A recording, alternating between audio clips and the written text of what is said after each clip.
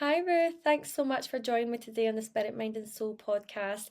I'm looking forward to hearing more about your journey. You've had a long journey on healing, growing, evolving as a person. And I know that you went through an awakening before that healing journey even began. So, can we actually go back to what Ruth was like before the awakening? What was life like for you? What were you doing? What was work? Tell us about you. Amazing. Thanks for having me, Karen. It's really lovely to be here. And yeah, you're right. In the last 10 years, my life has changed quite dramatically, or who I've been and for myself has changed quite Mm-hmm. dramatically. So, for the earlier part of my adult life, up until about age 35, I was working in the corporate world, and I was deep in anxiety and lack of self-worth. Now, the strangest thing is that I didn't realize that at the time. And so I also simultaneously had a really deep interest in consciousness. So it was almost like having a double life. On the one hand, I had these kind of very real world obligations, going out to make a living. But on the other hand, my inner world, I always just had this deep desire to understand more of things, more of the truth of things rather than, our three-dimensional materialistic reality, which always seemed a little bit not secondary, but there's so much more. Mm-hmm. And so you get to a point, and I'd been doing this work for over the corporate work for over 20 years. And it had never brought me any sense of satisfaction or any sense of fulfillment or identity. And our identity and self-concept is such a large part of how we experience ourselves in the world. So if Mm-hmm. what we're doing isn't aligning with who we at our core or our essence feel ourselves to be, we can feel quite unfulfilled, and there can be a really big mismatch. And so that was kind of always present, but never on the surface. And then I suppose, coming into, I think, about 2013, things started tightening, and it started becoming more and more obvious that I was unsatisfied. I wasn't feeling like I made a meaningful contribution in the world. And I'm sure you and your listeners would understand that to be able to contribute from a place of heart and from a place of authenticity is Mm-hmm. such a big impact on the way we experience our life. So Mm-hmm. I started kind of questioning, and at this point, it was when I thought, okay, well, I'll go do a healing modality. That just spoke to me. You get kind of intuitively nudged towards Yeah. things. Yeah. And when I did that, when I started, I did Reiki and a couple of other modalities, and it was like coming home. It was Mm-hmm. kind of like, well, this is the first time in my life I've ever actually um, felt alive in myself and alive in the world. And going into that space, it was a process of trust and a process of surrender, because I kind of didn't know what I was doing there. I kind of just I was acting still from a place of fear and limitation. I thought, if I go and do this, maybe some part of me will feel valid or worthwhile. Mm-hmm. Mm-hmm. And what that kicked off in me, the process of being more deeply connected to a sense of spirituality, a sense of self, and a sense of source of the greater universe. It was kind of like, well, I joke and I say it's kind of like God tapped me on the shoulder at some point and said, right, it's time to stop messing around. Mm-hmm. And just the channel opened. Yeah. And I'm not sure how far you want me to go into it. Well, I mean, yeah, and I think your story sounds similar to mine, being in corporate and then but starting to question and just getting curious. And I think we do, and I don't think there's a set age where it has to happen. You can be in your 20s, your 30s, your 40s when you think, wait a minute, I'm just not. I just life just it feels off. I'm not fulfilled. I don't know why, because we don't know. You kind of follow the societal or tick the societal boxes, and you feel, oh, once I've ticked these boxes I'll feel fulfilled. And then there comes a point, I think, where you think, actually, I've done what I'm meant to do. What then? What was your next steps? For me, it was just a long process of exploring what could be, and Yeah. getting to the root, I suppose, of all the beliefs that were holding me back, because I didn't know, like you said, it was just my reality. I didn't know that it was limiting thoughts and limiting beliefs that I had. And it's so true. You don't realize, and as they say, you don't know what you don't know. And so, Yeah. one of the things I would urge for all people is that if you have that that kind of nudge or that inner questioning, to follow that Mm-hmm. calling. So, what happened for me Mm-hmm. after that was I did actually experience quite a dramatic um, opening to multidimensionality and to experiencing broader consciousness, all sorts of different realms and past lives. And Yeah. so it was very disturbing, and I burned my life to the ground. And so Mm-hmm. that is quite a dramatic way of saying it. But Well, I resonate with that. Yeah. yeah, and I think sometimes I tend to feel like the further out of alignment we've been living, the more, like an elastic band, the more drastically we'll kind of get brought back. But I think also a Mm-hmm. large part of me had also denied. I was, like I said, I was interested in consciousness, but also for many years I Mm-hmm. would just say, "Oh no, it's in your head," and I didn't have a Yeah. context for it. So because Yeah. I'd never done spiritual work, but I had explored consciousness, it Mm-hmm. it lacked a sense of gravity and a sense of reality. And so Yeah. when I opened to it and started navigating this kind of universal space, it was terrifying, but it was also the most incredibly blissful sense of connection and openness that I'd had. And strange synchronicities started happening physically, mentally, and emotionally. And that took, I'd say it probably took about a year and a half of really solid meditation and sitting with it and Yeah. navigating, clearing. So, doing a very deep introspective healing journey. And that's, when we experience a lot of negativity outside of us, which I did, it felt quite confronting.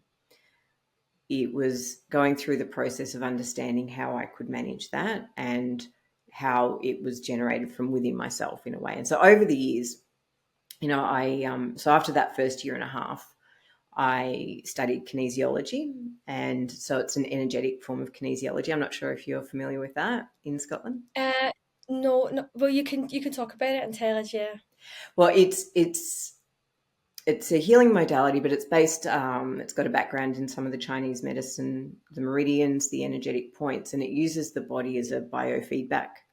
So Mm-hmm. you muscle test, and muscles will either lock or unlock, and you can use that to go into um, the subconscious mind and to find out what the body and the subconscious really needs to clear. So that was the next step in the process. But for me, it was always knowing that I had the deep inner work to do myself in order to be in service in the world.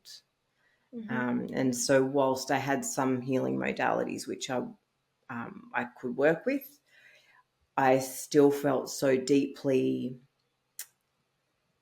in a process of becoming, and I think part of that is a sense of worthiness, and part of it is also knowing that just how deeply we can go into our human experience. So even in the Mm-hmm. most terrifying of moments, and that may sound melodramatic, but as you're tuning into different realms or different dimensions, densities and darkness or light, um, is just a trust. And anyone who's listening who has experienced that sense of feeling pursued or attacked or anything like that, just understand that you are the source of your own strength. You are the Mm-hmm. source of light in this reality, and that nothing that you confront or encounter has power over you once you Mm-hmm. tune into that inner sense of self. And that, I think, is a really key takeaway for people who are navigating really hectic spiritual journeys at the moment. Mm-hmm. And they might be at the start of their spiritual journeys, and it can be a very lost time. You feel very lost as you're moving away from who you were, but you don't quite know who you're becoming. And you've mentioned consciousness, so I know what you mean by that. And I guess it can be different for everyone, but for anyone who doesn't know what that means, or even just what that means for you when you talk about consciousness, can you expand on that a little bit? I'll try. And I know that a I lot of scientists have had a lot of conversations about what consciousness is. But the will. context that I'm using it in is, I suppose, when you consider our quantum field and, Mhm. so everything in our reality and our experience, mental, emotional, physical, is frequency. It's all frequency Mhm. based. And so consciousness, I see it, is the field from which we emanate. Some people might call it God, but I think that conjures up some distorted imagery. Yeah, Um, the universe, or um, how would I describe it? I call it source. So I just say yes, source is another word. So the universe, Mhm. the all that is. It's the field Mhm. from which everything. It's the darkness and the light. It's Mhm. all things. Mhm. Um, and consciousness exists in layers. So we can say source, which might be kind of the field or the point or the layer at which things exist in love. And from there, we Mhm. have layers that emanate from source. And Mhm. as humans, we're what we perceive as probably the densest material layer. Mhm. But when Yeah. we start to open in consciousness, I was reminded the other day that our entire light spectrum that humans can perceive, if the spectrum is this kind of big sort of, a foot long, humans Mhm. can maybe perceive less than an inch of that. And so Mhm. consciousness is also light. It's all of Mhm. um, what exists beyond our conscious perception. Mhm. And so it's a very broad, but consciousness Yeah. and dimensions, as I said, they exist in layers, Yeah. and we Yeah. can experience different layers based on the way we're working with our frequency. So Mhm. Yeah, I think so. So I would think, because you're right, it can get quite complex. But I think if I was to sum it up, I would say we're here having a human experience on this earth, but there's a source energy where every single resource we could possibly want or tap into is there. It's not that some people have access, or but obviously you were talking about limitations and beliefs, so we can feel that I'm not good enough for that, or I'm not clever enough, or confident enough, or worthy enough. But actually, we were born with our self worth turned all the way up. We weren't born with any thoughts. We've taken on thoughts and beliefs from this reality that we find ourselves in. So I guess the source is like the essence, the purity, and we can turn our self worth all the way back up. We can let go of the limiting beliefs. Anything is possible, if I I was to love, sum it up. That yeah, makes sense. I love that, and it's probably I probably overcomplicate things a little bit too much It's sometimes easy when, to, because it is quite complex though. Mhm. but yeah, it is our simple capacity to connect at the highest level and to be Yeah. whole at the highest level, Yeah. because it all Mhm. comes down to we are whole. Yeah. Yeah. I'm born, with no beliefs and, nothing, no perceptions, but we're taking it on. It's this world society that we find ourselves in. Oh, absolutely. I think Yeah. consciousness is everything. So whether it's the subconscious or Yeah. our active conscious awareness. Mhm. And it's really interesting how you said that, because I work with the idea of imprints very much so, and those belief systems that we develop as we grow up, the age of Mhm. 1 to 7, we're so Mhm. impressionable. Yeah. But I also love the contemplation about, you know, two children can have exactly the same experience, Mhm. but the belief systems and the imprints that they develop from those experiences are very different, and how they manifest in the world is very different. So I love the Mhm. Mhm. contemplation that, we are, as humans, we're so impressionable when we're young, but we also seem to bring in a sense of purpose almost in the lessons that we want Mhm. to learn, the families Mhm. that we're born into, and the ancestral patterning which comes into our experience as well, which I think helps to guide the way those imprints are formed. Mhm. So where did your journey lead to then? So you've gone within and you've started digging deep on the beliefs and the emotions and everything, I guess, that was holding you back. And I guess you need to take a look at, or anyone your core values, because if our, like you mentioned earlier, if we're doing work or having a lifestyle that doesn't fit with our core values, we're trying to fit into a society, then we're not gonna feel fulfilled or content, or like something's just gonna feel off. So what was that journey like for you, digging deep and unraveling and relearning? It was a real process of joy, I feel, and I think people find that even though the path can be really quite challenging, the healing process can be quite intense sometimes. Mm-hmm. But I think as long as you continually move towards that sense of wholeness and that sense of Mm-hmm. alignment with, I don't know if people may or may not believe in the idea of the soul, but that sense of alignment with your essence and sort of purpose in the world, and a sense of purpose in the world. It's kind of that part within us that quiet little voice, and I think a big part of the work has to be when you start to listen to that quiet little voice, Mm-hmm. and it will, and trusting it, so that you take the steps, the nudges that will lead you to learn or to heal or to uncover the parts that are holding you back, and the parts that are out of authenticity with who you are. Um, Mm-hmm. so it is a very fulfilling journey once you start doing it, and it's not always obvious. A lot of people go through awakenings and they go, right, this is my purpose. This is what I've got to do in the world. And I found that for me, it was a much more organic kind of becoming. I had a sudden sense of, this is who I am, this is what I need to do in the world, but I didn't know what that was, if that makes any sense. So it's Mm-hmm. almost as though uh, within yourself you kind of discover this pathway, but it doesn't mean that you know where that path leads. You just are really happy that you've found a way. You found the way that feels like the next step forward is the most important and aligned thing for you. Mm-hmm.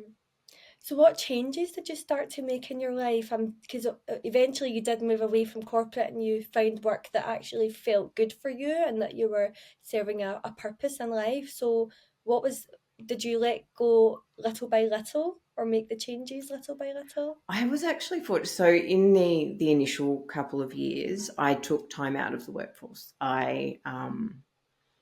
Like I said, my life, was required by source to devote myself to Mm-hmm. the process of becoming and the process of understanding this frequency, this dynamic that we are in life.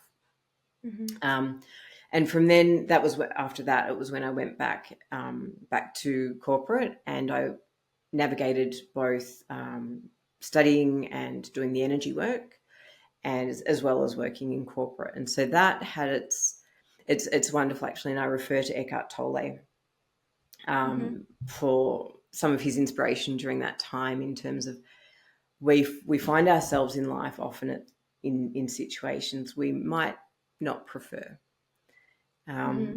but it doesn't mean there's something wrong with that situation. It simply means there's some pathway for us to grow. And so I was doing that for, I think, about 6 years, and then it became clear once again, that intuitive nudge, and it was sort of time to move out, and move away from that role, and focus on deepening into the soul's work, and I Mm-hmm. believe we all have a particular gift that we're here to bring. And I know that I studied many modalities, but my work is not necessarily to administer those modalities verbatim to clients. It's more so to bring in and to blend, and to also bring through the personal journey that we all go through. Yeah. Mm-hmm. And you said it was a joyous journey for you. So were there any challenges that you had to overcome, or any dark times during that journey or transition that you had to navigate? Yeah, there were quite a few dark times. And I think because it started, back in 2013, with that quite dramatic opening to source and receiving that connection, which was quite consuming. But also, if you consider turning on a light in a messy room, that you don't know the mess is there until you turn the light on, and then all of a sudden you're like overwhelmed by it. And that was very much like the experience that I had where, I started opening to source. I was doing a lot of spiritual practice, but I felt I needed to because there was so much heaviness, and I was experiencing it in a lot of ungrounded ways, and that's why I say, perceiving what I would refer to as past or parallel lives or dimensions, not necessarily nice stuff. So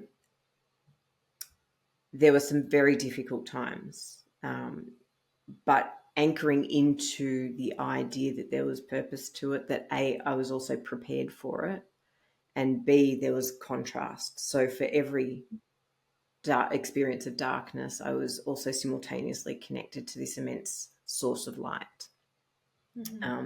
And so it's in that way that I suppose trusting that you have the resources and that your own inner strength and your own everything in your life has led you to this point and prepared you for it. So even when it's overwhelming, you're anxious, you're not quite sure which way to go, there is a source of truth that's deep within and that runs through you. And, I think that I just always want to reassure people that, they are supported and that they have the resources.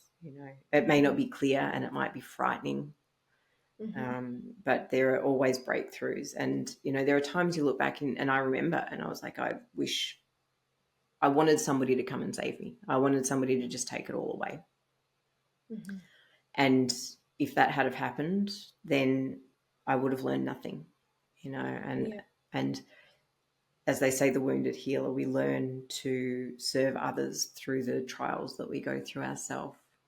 And can we talk a bit about limiting beliefs? I know that's part of the work that you do now with others, the limitations and mindset limitations that we have about ourselves, about our capabilities, our possibilities in life. So what was that journey like for you? I guess there was a lot of getting curious about where your beliefs came from and those limitations and having to let them go and instill new empowering beliefs. Yeah, thanks.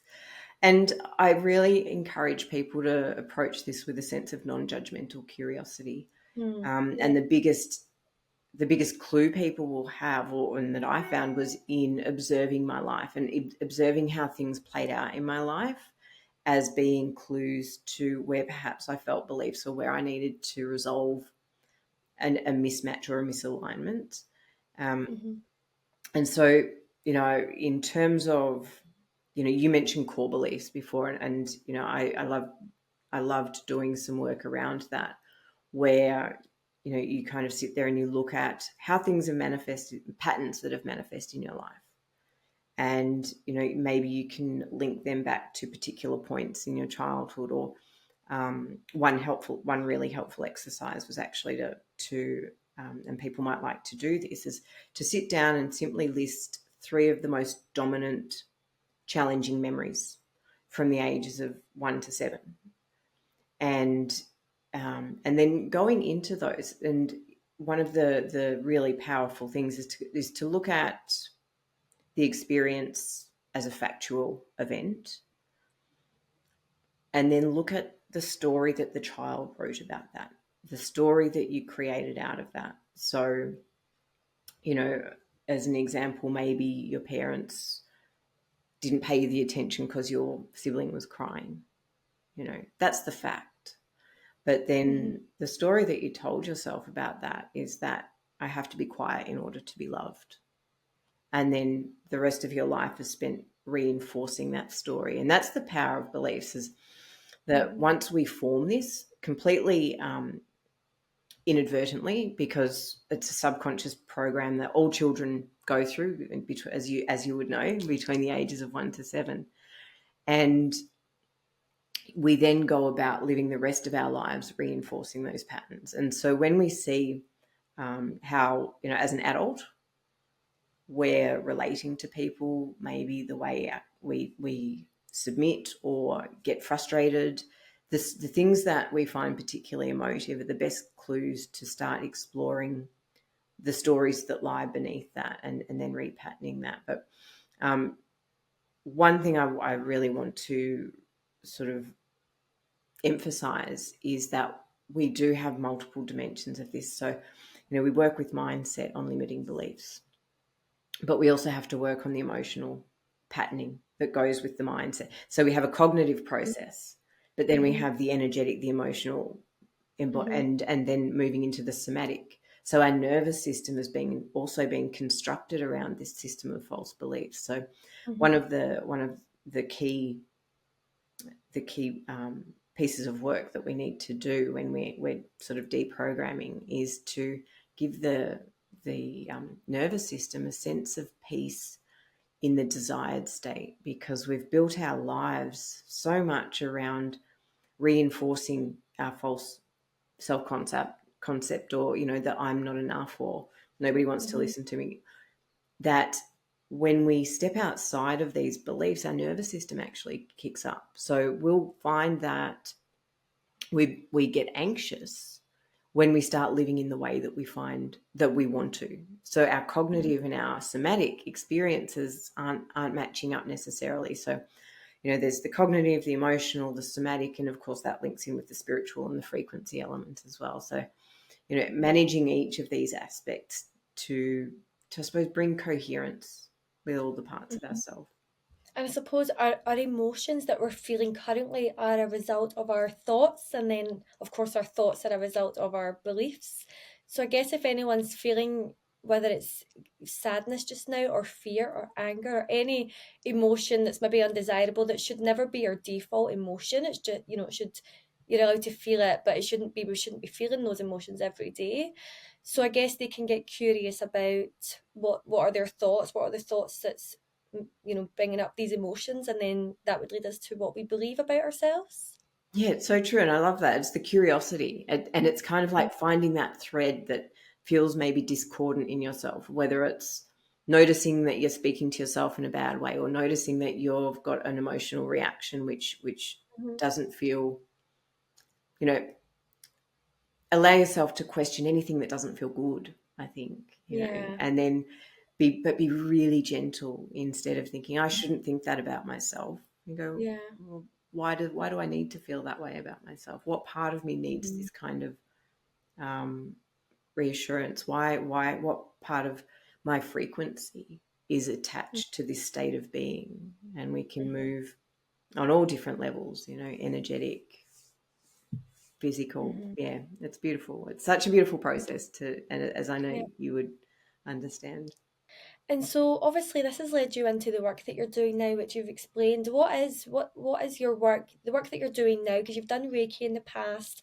I know you work with people on limiting beliefs, which we've just spoken about. So what does your work involve if someone's feeling stuck, or they do have limiting beliefs that consume them? How do you work with them? What modalities do you use? What's the process of helping Cool. them through their journey? Yeah. Well, I work with mentoring. I always work with energy. So we Mm-hmm. work with frequency. We generate and exchange clearing through simple presence. Mm-hmm. So I've been working on a framework for what I call the peaceful hustle. We work with four main pillars for that. And so the first pillar is that of choice, and that's enabling us to know that we always have a choice and allowing ourselves to say no in love Mm-hmm. and empowerment. Yeah. And the second pillar is reciprocity, and that's allowing yourself to receive, not always be the giver, and in that way stimulating the flow of the universe through your field.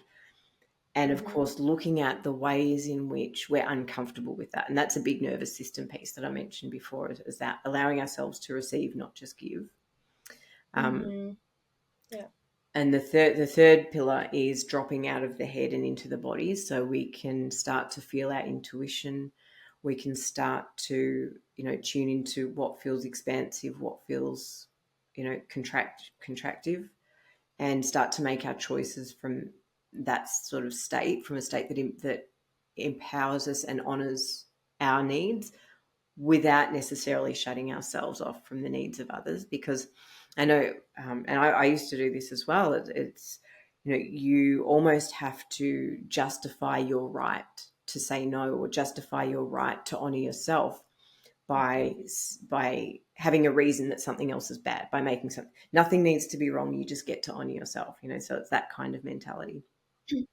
And Mm-hmm. the fourth pillar is presence, and bringing people into a sense of presence where, even if they're busy, even if there's a lot of stuff in life going on, you're experiencing this deep sense of ease and calm in what you're doing, in that sense of presence. Now, in working with each of those, conscious conversation is probably the most powerful tool that we use, because, and I work with things like tapping, and of course there's different frequencies that we work with, and the voice is a very powerful thing. But what we do is we peel back the layers, peel back those beliefs, peel back the wounds that keep us in reactivity. And so if I'll share one recent story with a client, and she came to me. She was unfulfilled. She wanted to find her purpose, and she was actually quite a successful entrepreneur, but she wasn't lit up by what she did. And so we worked together for, I think, 6 months, and it was just astonishing to witness the layers peel back. And so it started out with the intention, oh, maybe I want to, look, and I won't disclose too much, but maybe, she wanted to explore different healing modalities or different spiritual pursuits. And she felt really heavy, really dragged down by the commitments of the business, the people she was surrounded by, the way she, her past relationships and things like that. And there were a couple of those sessions which were quite deeply emotional, but for the most part, we simply got to identify and move the energy of certain belief patterns, or certain uh, restrictive beliefs. And so by the end of it, she was actually really happy with where she was. So her entire demeanor, her entire energetic and embodiment shifted through that process. Mm-hmm. Her employees moved, so the people, so it was a very organic process. So she went through a really profound shift in consciousness, and she came back to realize that she was actually very happy with where she'd come to. She was empowered. She was no longer reactive or needed to please people. Like, she was, I think we all, especially as women, we feel anxious at the thought of not being a people pleaser, or letting someone down. And Mm-hmm. so learning these distinctions and giving yourself the self-compassion to choose how to engage and what's important, and um, to not give up your own needs for what you perceive are the needs of others, and to honor all Mm-hmm. relationships. So when you do that in a really loving space, you're not turning your back on people, and you don't need to fire somebody. The people who didn't align with her new frequency actually organically left her business. And so it was that kind of image of how you change your inner imprints, and how we manifest in the world around us Mm-hmm. organically can shift with that. So, and that's sort of how I work, is with very gently doing the inner work and the inner healing, Mm-hmm. and then you are kind of organically liberated to, either recreate where you are in the world, or if you like, you can explore other things. But it's just that sense of truth, that inner truth and Mm-hmm. alignment, that really becomes present. Mm-hmm. You've said some things there that just lovely little reminders for me, because we can forget that people pleasing and not putting ourselves first, and okay to cancel plans or change something if it feels better for me.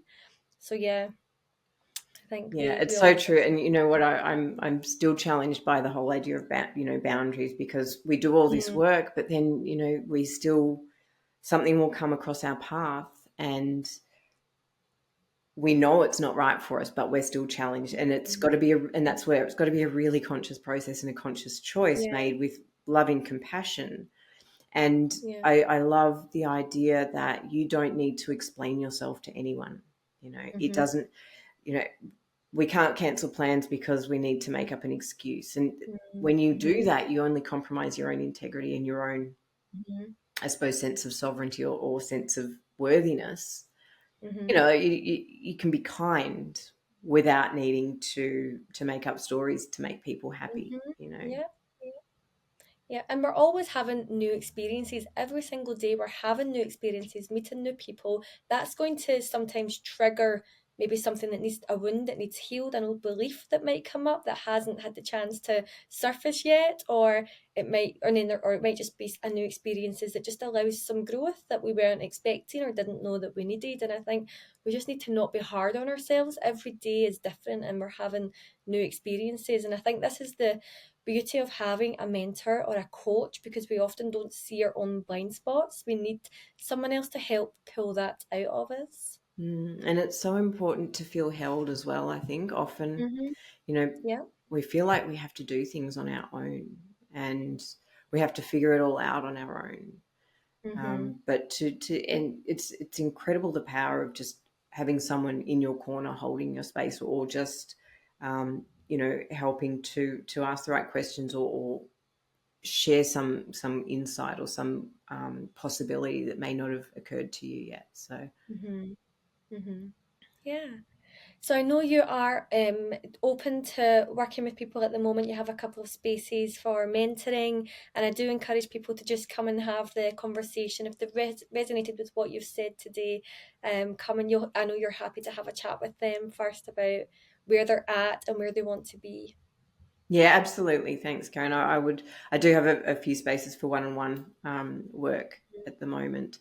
And if somebody, or if people feel like this might be the difference that they need in their lives, Mm-hmm. because Mm-hmm. one of the things I learned is that it can feel extremely heavy trying to carry and trying to keep it up all on your own.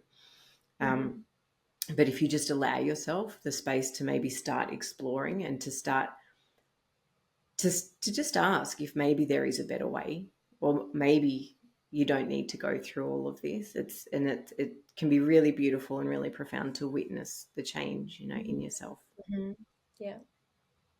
Thank you so much for sharing your own personal journey as well. It was lovely to hear it. It was lovely to hear more. I always learn from my guests, so I appreciate you sharing your work. And there was some little nuggets in there, even for me, that I loved and that I can take forward with me as well. So thank you for sharing that. And I do encourage people to come and check out I know you're very active on Facebook. You share a lot there. So I do encourage people to come and follow you there, and yeah, get in touch if they feel called to come and work with you in the future. Yeah, beautiful. Thank you. And also on Insight Timer, which I'm not sure if you have, it's a meditation app. So I have shared a few free meditations on there, healing Okay. meditations and activations. So if anyone's curious to kind of get a feel for the energy, that Yeah, might be a nice spot for them to check out. yeah. I'll leave all the links in the description so they can go and have a look at all of them. Thank you so much, Ruth. Well, thank you so much, Karen. It's been really lovely to speak with you. Thank you. Likewise.